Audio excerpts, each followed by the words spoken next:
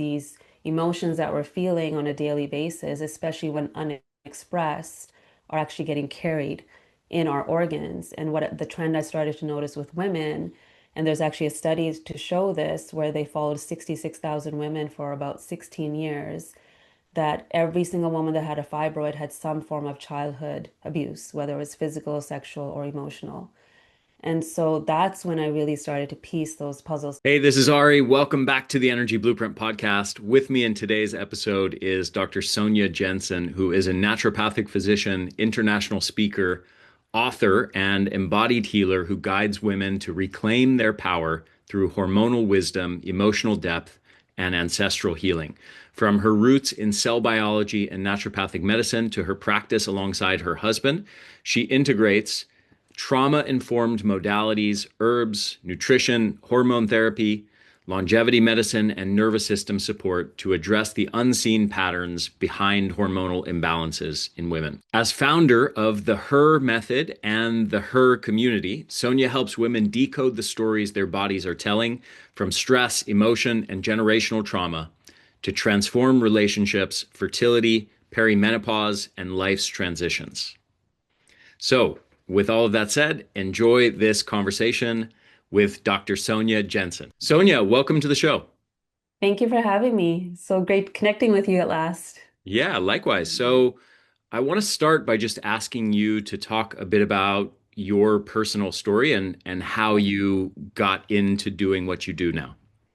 Yes. How much time do you have? It's one of those stories where I didn't actually know this was where I was going to end up. Growing up in an Indo-Canadian home, so first generation immigrant, trying to navigate two different cultures and understand who I am in that landscape, created some difficulty for me growing up. And, going through a traumatic experience around that time as well really shifted how I saw my world. And so became a little bit more left brain and went into science, did cell biology, thought my route was going to be in that kind of medical field. At first, I actually thought I was going to do something completely different, like go into law and like protect people, and really wanted to be that rescuer in that way, but then translated that into becoming a doctor instead. And so as I started navigating my own story, got into naturopathic medical school, started uncovering the why behind my body and how it was presenting itself in symptoms in terms of hormones and energy and all of it. And then working with women in my third year, realizing that there's a mirror in front of me of what my life is going to end up like in my 40s or 50s. And so as I started to uncover my own work through that journey, I started to realize this connection between our story, how we feel, and how it manifests in the body. And then it really has been over the last like 17 years of actually working with families and women and still doing my own work that really putting these pieces together and understanding how important it is to understand your emotional body so that we can clear all the stories that we've had from the past so we can understand why we're feeling uncomfortable right now so that we can actually heal. Mm. So I know it's kind of like a long-winded answer to your question. It's so nuanced and like there's so many layers and angles that got me to this place. Even by accident, I actually called the wrong number when I got into naturopathic school. Was trying to call somebody else. And so I feel like the universe just kind of like lifted me up and put me on this path because it's the path that's helped me heal. And Hopefully that's not how you found your husband too. You just called the wrong number and then whoever well, picked up that's the where phone, we you're like, met, do you want to get married? right? Well, that's actually where we met, which is funny because I was married before and ended up getting a divorce through that whole process. And yeah, Nick and I met in naturopathic school. So kind of. Oh, cool. Yeah. So, I actually don't find it to be long-winded at all. I would love to learn more about some of those details. So, what were the cultural? You mentioned that you came sort of from two cultures. I'd be interested Yeah. in that element, and then also the element to the extent that you're willing to talk about it, the Yeah. trauma aspect of what you went through and how that affected you. Yeah, absolutely. I share a lot of that actually in my first book. So being Indian descent, there are certain rules that women live by and men live by. And even though I was born in Canada, raised in Canada, my parents came here in the 70s and were trying their best to really hold on to the culture that they had from back home. And it was their first time around being a parent too. So nav for them also navigating two different cultures. So the rules that were imposed on me, I found really difficult in terms of how I'm supposed to look, who I'm supposed to be friends with, what I should be doing in school. I mean, the one gift I would say in that realm that my parents really gave me is they're like, education is everything, because that's something that no one can take away from you. So they were already clear that in our culture, the males did get more than the females did. They just got more rights, they got more freedom, they got all of that. So for them, it was like, okay, if we really pour into her in terms of like schooling, she can stand on her own 2 feet at the end of the day. But with that came a lot of pressure, came a lot of pressure to perform, came a lot of pressure to behave a certain way and do the right thing for them, knowing how much they sacrificed for us to be here, for us to get education. And so a lot of the decisions I was making along the way then were to please them unconsciously, not even knowing that I was actually doing that. When I was quite young, I would say around 13, it became really difficult. You know, you're a teen, your hormones are changing, you're looking at the world in a different way. And I wanted that sense of freedom. It wasn't happening. And I actually ended up being anorexic because I think that was my way of fighting back, maybe, or getting some sense of control of my own life to make my own decisions and kind of a way of, I think, punishing my parents when I really like think about it from hindsight. And but then also realizing that it's not going to work and that one change in mindset actually shifted my trajectory from being really sick. And it was over the years that when I had another traumatic event, like a close person to me, I lost a cousin who was quite young. He was only 20. And something just kind of popped open in my brain. And I had this dream. I thought it was just a dream. I had like a vision of being molested when I was probably around 7 or 8 years old.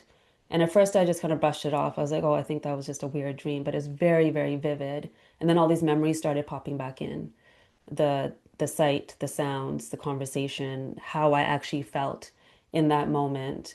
So, like, everything came flooding back. And then all of a sudden, something just like unraveled in me when I started to realize the before and after that event of who I was before and who I became after to protect myself unconsciously, of course, and the decisions I made after that, even the person I chose to marry, um, who I was friends with, like all the decisions I made in school in that time of my life were based off of that experience and that whole experience of the story that I'm carrying from a young age. And so while I've been doing this work on me and understanding me and seeing like how that actually played a role in my physical health in terms of ovarian cysts and PCOS and just a whole bunch of different things. I started to see that in my patients and started to see that relationship. Yeah. So, what was the transition? Like, I assume that there was a sort of a degree of meta awareness, which you're just kind of Mhm. speaking to there, that at some point in your adult life, I don't know, maybe it was when you were going to naturopathic school, you decided to kind of shift your focus to the story of how our mind and our emotions and our past history and trauma and things like that impact our health. What was kind of the transition that led you to focus on that area? Yeah, it was in my third year. So it was in naturopathic school. And, you know, the beauty of a system like that is like you do look at all the systems, like you're looking at the emotional body, the mental body, Chinese medicine, Ayurvedic, all of it. And so I was constantly questioning in myself those reactions that I was having, but it really was these women that I was sitting with and we're talking about how now they're 40 and wanting to get a divorce, or now they're in their 50s and they don't know who they are anymore. And I was starting to notice, I'm like, wait, these are the stories that they're sharing with me. I'm feeling that already. I'm only 25. And so it really, for me, was deciding to get a divorce, basically being disowned by my family. living in Southeast Asia for 2 years and really uncovering all the conditioning and the beliefs that I was carrying for a very, very long time. I would say that was that pivotal moment that got me to investigate more, to learn more, to meditate more. I went into yoga teacher training. I just being away for 2 years in Southeast Asia. And I was actually just talking to a friend today because we're headed to Bali in a couple of weeks. I'm like, I can't wait to be in that environment again where spirituality is just everywhere and it's in everyday life. Whereas here I have to find like the moments, the time, and even though it lives in me, it's like I get distracted from it so easily. And so I think living out there for those 2 years really got rid of the noise for me. And then when we came back in 2009, so that's when Nick and I were together and we opened our clinic. That's when I started to put pieces together slowly over the years. And what can't say it was that one patient or that one thing, but I would say over the years of becoming a mom, of understanding emotions more, of wanting to work on my emotional intelligence more and understanding more about myself, I started to see the stories in the other after that. Yeah, fascinating. How do you, so much of your work at this point focuses on this connection between, kind of the classic sort of cliche mind body thing, like what's going Right. on in the mind influences the body. I assume you're on board with the idea that they're sort of not as separate as our words and concepts imply. But I'm Hmm. curious how you conceptualize that Hmm. that link, like on a physiologic Hmm. level. How do you conceptualize what's going on, the communication Yeah. between the mind and the body? Yeah. So my lens has been through hormones for a very long time. And when I started to first just look at the patterns that women are facing throughout the month and even myself. So when, in that luteal phase, when a woman I can see is more estrogen dominant, has less progesterone, maybe is dealing with cysts and fibroids, but also is feeling anxious, also is feeling immense amount of rage that she can't express. Then I started to investigate, okay, well, there's obviously a connection here. When progesterone is low, GABA is low. So we're feeling more anxious. When estrogen is low, dopamine and serotonin are low. So we're not accessing joy as quickly as we could. Our reactivity is more pronounced or is amplified when we're not getting that hormonal support. And then I started to learn, stuff about just anger in general will increase pro-inflammatory cytokines in our body and started to understand how these emotions that we're feeling on a daily basis, especially when unexpressed, are actually getting carried in our organs. And what the trend I started to notice with women, and there's actually a study to show this where they followed 66,000 women for about 16 years, that every single woman that had a fibroid had some form of childhood abuse, whether it was physical, sexual, or emotional. And so that's when I really started to piece those puzzles together. And in my practice, just noticing, I could do the physical work. I could get her on hormones. I could do the lifestyle, get her on some herbs, get her eating better. But there was always something lingering. There's still some dread that she can't, release, or she's still feeling anxious, or these other things are going on. So that's when I started to see the physical impact that these emotions have. I want to come back to fibroids for a second. Can Mhm. you talk a bit about what they are, what Yeah. creates them, and what are the problems that result from them? Yeah, so a fibroid is basically like your endometrium lining. It coalesces together and often is because of the change in your estrogen and progesterone. So it is fed by estrogen. So women become more estrogen dominant due to either your environment, if there's toxins like pesticides, phthalates, plastics, all the thing, and your body doesn't have the capacity to detoxify those toxins out. So then it recirculates in the system. So we're getting it from food and we're getting from other places. The other way we create that gap between estrogen and progesterone is that when we're under stress, when we're in that fight or flight or just that chronic level of stress, we release cortisol, which is our stress hormone. And that stress hormone comes from progesterone. And so now we've created a bigger gap, creating more estrogen dominance. And so for one woman, it might manifest as like tender breasts or cysts, or another woman, it might manifest as those fibroids because there's so much stagnation there.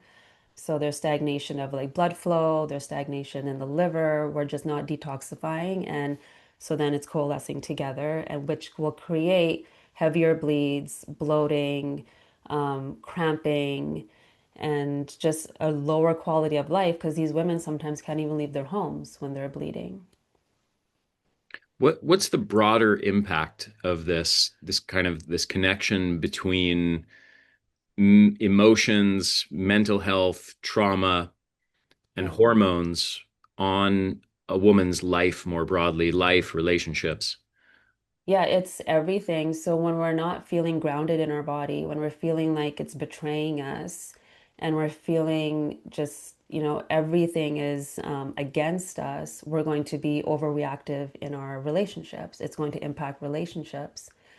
We once had this couple come to us. This was many, many years ago, and you were asking before, like, what kind of got me onto this path. Like the one that got me onto this like hormonal path really was when this couple came in, and I had no idea they were on the brink of divorce and that they're having a really rough times because then I was still doing more of that physical work. But it was a couple of months after when their friend came in and was like, "You saved a marriage." And I had no idea that it was that bad. I knew the woman was going through, her emotions, things were going on, but it got to the point where the communication was awful. They didn't understand each other because both of them were going through changes. And so when we don't feel like we have a hold in our life, or we're feeling this like loss of control, we tend to take it out on the person that's most closest to us. And also, we just don't even know why we're reacting that way often. And so, when we start to understand that, we can start to pause, we can respond instead of react, and understand each other just a little bit more so that we can have more grace for ourselves and each other. Hmm. Yeah, beautifully said. Um, so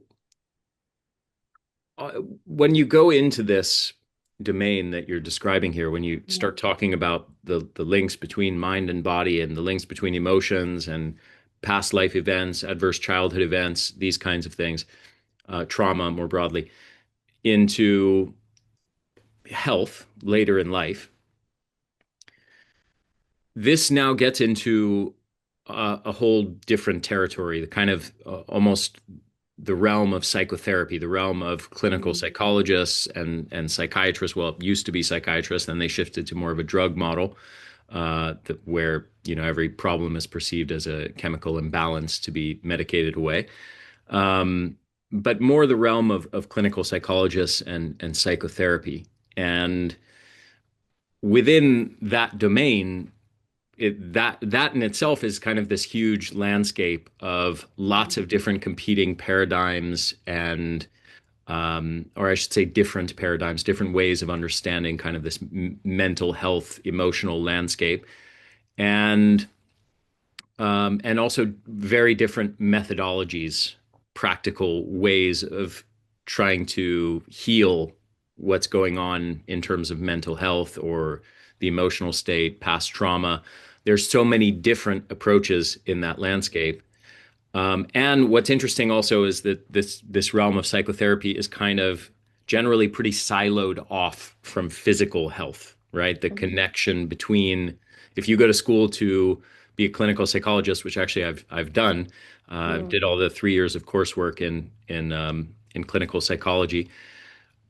There's almost no coursework taught that teaches you about the link between what's going on in all of that mental landscape and health outcomes. So you're kind of in this territory that's partly overlapping with, like, let's say, traditional Yeah. natural medicine, naturopathy, more holistic approach to physical health. You're also Mhm. in this realm of psychotherapy and mental health. And then Mhm. these two dimensions are generally pretty siloed off from each other. And you're kind of in this bridge between them. So I'm curious how you would conceptualize all of that. And then I want to talk to you about sort of the practical side of how you conceptualize this and Yeah. how this translates into the methodology of how you deal with the mental, emotional issues. Yeah, that's such a great question because we do compartmentalize everything and to try to see it as a whole, I think, for many people can feel confusing. And so my sister's a psychologist. I love I love just understanding the why human behavior. And when you actually look at it, I was listening to Michael Pollan the other day. He was talking about his previous book on psychedelics and how he had a conversation with a psychiatrist around the different like ADHD to OCD to borderline personality disorder to all the different things and how, you know, the one psychedelic he was talking about, like how it's supporting all of that and why it can support all of these different manifestations of mental health. And the psychiatrist said, well, what makes you think they're different? They're different manifestations of the same thing. Mhm. And so when I look at it in that way, if you just look at human behavior, how the brain works, how the body works, and how interconnected all of it is, it's like for me, it's a no-brainer of like, how could we separate the two in order to work on the brain, on the mindset, the emotions? It's like, how can we let go of the body when all of that impacts the body every single day and vice versa?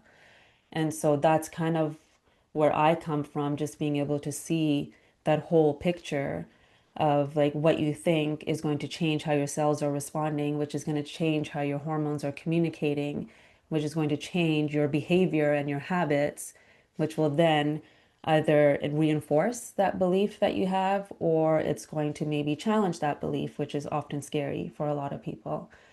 And so for me, I don't think you can actually separate the two. And my hope is over the years that the teaching in both areas become more interconnected, where we start to understand that connection, especially around mental health, because it's going up rather than us. Even though we understand more, we have more information, we have so many tools, it seems to me that it's getting worse in the world today, Mhm. or seemingly is what I'm kind of noticing. So my hope is that we can start bridging those gaps because what I found over the years and my own journey with depression too is that when I'm grounded in my body, when I work on my body first, it translates to my mind, kind of like yoga. It's like you train the body to train the mind. And so when I do that, it's like all of a sudden the depressive thoughts have changed. All of a sudden my mindset has shifted. All of a sudden what I thought was reality isn't reality anymore. And so I do think there's like it's so important to understand the connections because the chemistry that's going on in my brain is going to impact my thoughts and how I feel on that mental emotional level. I don't Mhm. know if I actually answered your question or not. I feel No, like it went. you did. Yeah. There's one other part of it, which is, Yeah. I think all of this, the focus on the mental health and the emotional side of it is like we can find research saying, oh, there's a link between XYZ emotional state and XYZ health problem. But it's only meaningful to the extent that you have a practical methodology that actually alters the Yep. mental health, emotional side of it so that you can alter that outcome that you're trying to affect. Absolutely. Um, and within that, I'm curious what the practical methods, kind of the paradigm that you take to understanding that and Yeah. what methodology you use with your patients to try to address the mind side of things.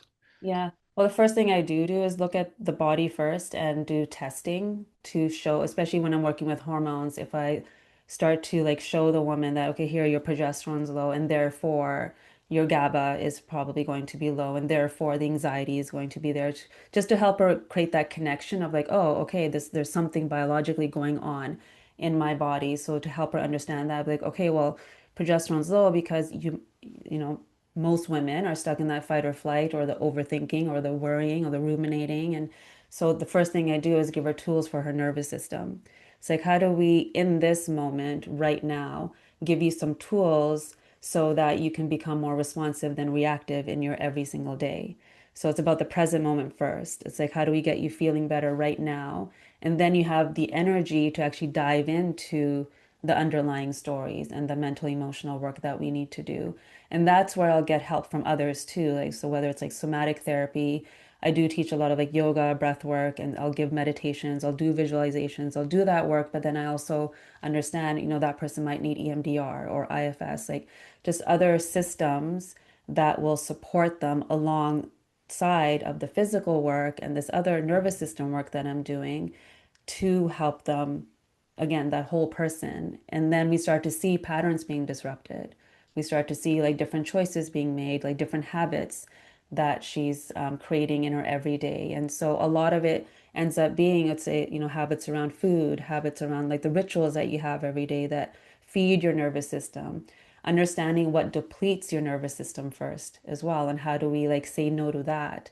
So it's kind of multifaceted, but the first thing I do really is like to show her the connection and then, okay, what's one tangible thing we can do in our everyday that doesn't feel like it's another to-do list, but something I can bring in to help me feel calm, to help me feel a bit more joy in my day. Hmm. Yeah. How do you mentioned that in some cases you might opt for one thing over another, like you gave the example of saying maybe this patient needs EMDR. I'm curious, do you have kind of like a framework or a template for, if the patient is more of this trait or more of that trait, you Mm. prioritize a given type of approach over another? Yeah, EMDR, I found the patients where they just can't access like the capacity to even face the story or to understand it. I find that it's really helpful for them. Somatic therapy, I found really helpful for those are just so disconnected from their body, where they can't even make the link that the emotion that they're feeling is being settled in to their body. And I have a good friend who's in that realm too, so I will often call her and ask, okay, well, here's patient XYZ. This is what's going on. Like, what do you think would be the best avenue? And then I get them to kind of go on their little journey to interview different practitioners of like okay, where what feels right for them in that moment. Hmm. Got Yeah. it. Okay, so let's get back to the hormonal side of things. Yeah. So talk to me kind of about that landscape. What is going on hormonally for the patients that you're working with? I'm assuming pre and post-menopausal women. Yeah. Yeah. And what does that hormonal landscape look like? How does it affect their lives? Yeah, it's anything from, unexplained infertility to anxiety to low libido to no energy to insomnia to like all the itchy ears, like all the weird things that come up to weight gain that, she might be doing the same things that she did 5 years ago, eating the same, exercising the same, but her body is just changing and not responding. And then those typical ones for like postmenopause, oh sorry, premenopausal might be hot flashes, night sweats. She usually doesn't come to me until she's kind of hit that point of like something's really wrong. I don't feel like myself. Because I find a lot of women will just kind of push through a lot of times, especially the chronic fatigue that she's feeling or the insomnia, or brush it off to like, oh, I'm just under stress, I'm a new mom, or it must be whatever, like work related. And it often isn't until either someone she cares about points out that she doesn't seem like herself anymore because she's overreacting. I had one woman just last week who's like, my son said to me, like, I don't understand. I don't know which mom I'm gonna get every day. And so that's what brought her to me because she finally was like, okay, something needs to change. Or it's someone that she's got so much fatigue where she's now taking stress leave from work and isn't able to do what she needs to do. Or it's like a woman that's bleeding really heavily and not knowing why, or her cycles are irregular. So it kind of ranges in many different types of symptoms, but often like the foundation is very much the same.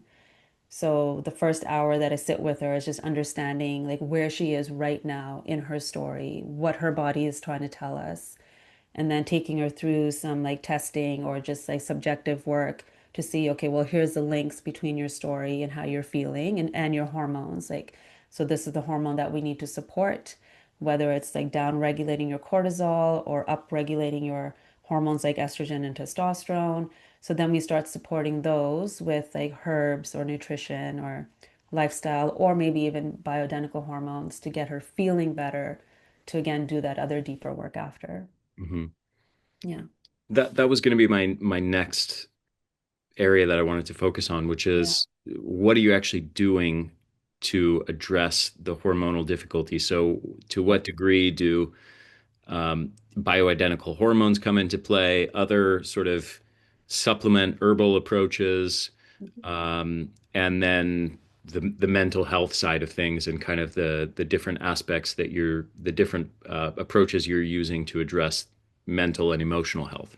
Yeah. Yeah, so with the physical and the hormones, the first thing I get women to understand is that the hormones are not the cause, they're the effect.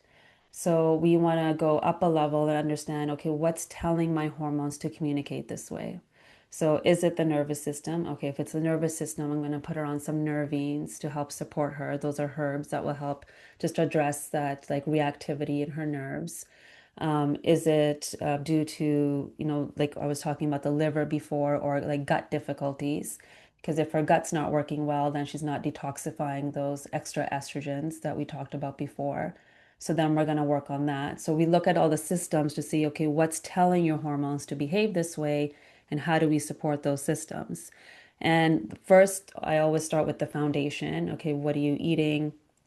So like simple tools and on that side of things. And then what are we doing for movement? So all the really basic things first, and then adding in, okay, do we need to do a detox?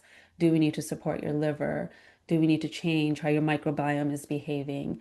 Do I need to give you like black cohosh to support your estrogen, or vitex berry to support your chaste tree? Sorry, to support your progesterone to help you ovulate better. So then it's really dependent on like which hormones are needing extra help. And then bioidentical hormones, I think can be life-saving for some women, and for some women not. I've had women that thrive on progesterone, and then I've had a woman go into psychosis on progesterone because her OBGYN doubled her dose of what I gave. And so I think it's very nuanced when it comes to working with hormones, but I do think bioidentical hormones can play a huge role in just getting you feeling better, but you have to do the lifestyle work in conjunction with that to get the actual healing work done. Hmm. Yeah. What's another aspect of this story that you feel we haven't talked enough about in this conversation we've Mm. had thus far? I would say the generational part. Okay. So Um, how the culture a person comes from and kind of that, yeah. I think of your story and coming from Indian culture and all the stuff that was imposed on you from the time you were a child. Is that kind of what you're getting at? Yeah, that and even just what your mother was carrying when she was pregnant with you, Mm. because that informs your initial years in terms of like your hormones and how you're going to grow, and just the reality that you're being born into. And there's several studies that show, if mom is stressed, then the preteen is going to have more anxiety. If mom has really low cortisol, then the child's ability to just regulate their nervous system isn't as efficient as it would be if somebody else that had a different upbringing, or sorry, gestation period.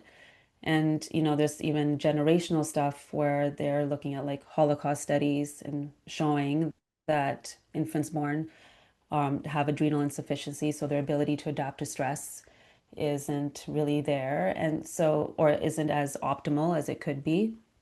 So I think just looking at that landscape around, like, okay, I might be carrying a story that's actually not even mine to carry, is really important. And that usually comes after doing a lot of that, like inner work and knowing, having that discernment of like, okay, what am I reacting to in this moment is actually mine, or is it something that's been conditioned in me or imprinted inside of me that I am now reacting to, or seeing the world through a specific lens that's not even mine, or having a narrator in my mind that's actually not my voice. So helping, I think, women understand that has been really helpful for me in my practice, where they see, okay, I'm playing out a pattern that I learned from mom, or I saw behavior of grandma, or whatever it might be, that I've now taken on as an identity. If somebody is connecting with what you're describing there, what do you Yeah. recommend as kind of first steps to start to address that? Yeah, so this is where I think focusing on the present can be really, really helpful, and seeing that, okay, that story may have informed me, but not to be like victimized by it, but to be like, okay, what's the wisdom that I carry from that? And like working on that present moment reaction that I'm having in my body. So asking those questions, like, who has been my narrator until this point? What am I reacting to that doesn't even feel like is my own? And so when we start to ask these questions, we become more curious about the moments, and we become more curious about like what we're reacting to. And then that's where I think the EMDR and these other support can be really helpful to just uncover those old patterns. Hmm. And as far as the hormonal side of things, I'm curious, what are your thoughts? I know you've spoken a bit about it so far, but I'm curious about bioidentical hormones or hormone replacement therapy, I should say, more broadly. Yeah. Do you have any strong thoughts, pro, against, anything like that, as far as hormone replacement therapy for women going through menopause? I'm very neutral about it. When I first started studying it in 2012, we were studying under an OBGYN. I was a little bit against. I had this mindset of like, well, we're supposed to age. We're supposed to lose our hormones. This is what nature's meant to do. And then I started to realize is we're going into these seasons very depleted than we did before. And because of that depletion, we are suffering more. And so, if I can use physiological dosing, like really low dosing, to help a woman just feel like herself again so she can make those better habits, those better choices, it's been like almost like a miracle. Like, if some women come in, they're like, oh my God, I can't believe I was feeling like that before. I didn't even know what good could feel like. I didn't know what like a solid 8 hours of sleep could feel like. So, when you give that back to a woman, she's just able to have that energy to heal other parts of her. But I have found over the years, some women will come in and just want to do the hormones and nothing else. And I see over time they hit plateaus. They're in that cycle back again. So the women that are doing both sides of the story, the hormones plus the lifestyle and plus uncovering the emotional stuff, they thrive with like really low minimal doses of those hormones. And sometimes even can take breaks from them just to understand, okay, how my body's going to react. They may go back on it, may not. So I think it's very nuanced and very individual. I don't think across the board everyone thrives on hormones and high doses of hormones. So I think you really have to look at the individual. Hmm. Yeah. What would you say are the biggest myths in this area of women's hormonal health, or areas, beliefs, ideas, approaches that are out there that are pet peeves of yours, things that really rub you the wrong way, that you think is the wrong way to think about or approach this? That every woman can be on the same dose, the same kind of hormone. I've had women that have been on this journey with me for the last 6, 7, 8 years, and we're doing really well, but then heard something on a podcast or social media, switched out her hormones by herself, and then came back and was like, I'm so sorry. I did this thing and I switched up my hormones. Now I don't feel good. And so I really think discernment is really important for women when we're hearing so much now around hormones. And I don't think everyone can use them. I don't think that everyone can use the same type. I also don't think that you sh don't need to test. I think testing is actually really important. And you can't separate, just like we can't separate mental health from the physical health, we can't separate hormonal health from the rest of the body, from her gut health, from her immune system, from her emotions. Like we have to do all that work for those hormones to actually do their job well. So the pet peeve right now is like a lot of people hearing like use this patch, this dose every day, end of story, and then trying that and it's not working and it's creating more frustration and confusion. Hmm. Yeah. Sonia, is there anything else that you think is important for listeners to hear that we haven't got to yet in this discussion?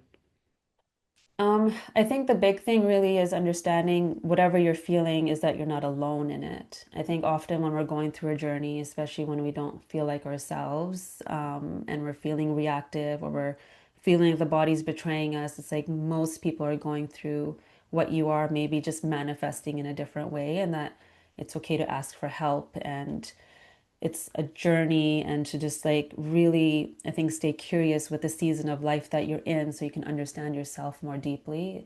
Um, feel like we've covered all the rest, but I would say that would be the last piece. Yeah, great.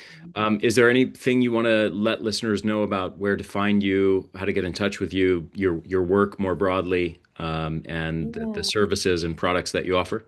Yeah, absolutely. I have a new book coming out called Heal Your Hormones, Reclaim Yourself. So if you're curious about the connection between mental health and emotional health and the hormones, you could go to healyourhormonesbook.com and you can find me on Instagram at Dr. Sonya Jensen and my website is drsonyajensen.com. Beautiful. Sonia, thank you so much for coming on the show. I really enjoy it. I really enjoyed it, and thank you for sharing your wisdom with my audience. Yeah, thank you for having me.